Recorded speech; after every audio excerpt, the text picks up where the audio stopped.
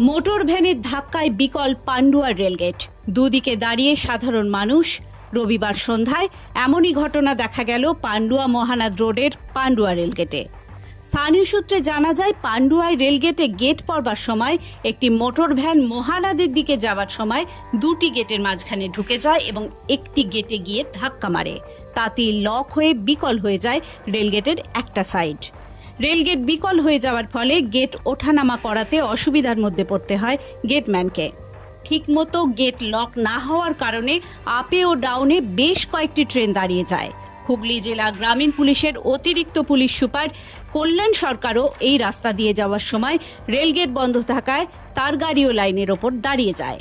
পরবর্তী ক্ষেত্রে পুলিশ এসে রেলগেট যানজট মুক্ত করেন। রেল সূত্রে খবর, ঘটনার কথা রেলের উচ্চপদস্থ আধিকারিকদের জানানো হয়েছে। যত দ্রুত সম্ভব বিকল রেলগেট ঠিক করা হবে বলে জানা যায়। ঘটনাস্থলে রেলের আরপিএফ এর আধিকারিকরা।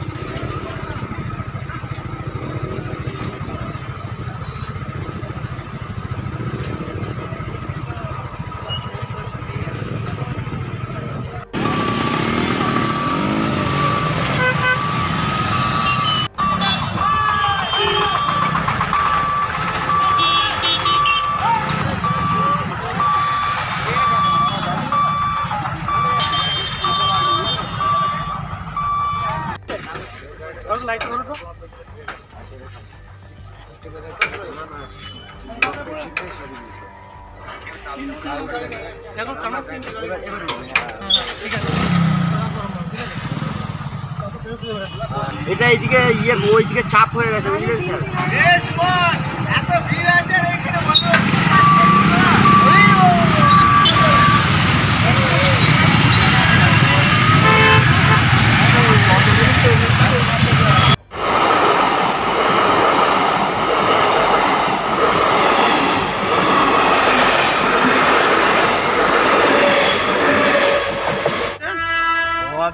আসার সময় ওখানে দুদিকে ট্রাফিক জ্যাম ছিল, তো ওই গেটটা তুলেছিল, ওই গেটটা উঠেছিল, এইটা উঠেনি।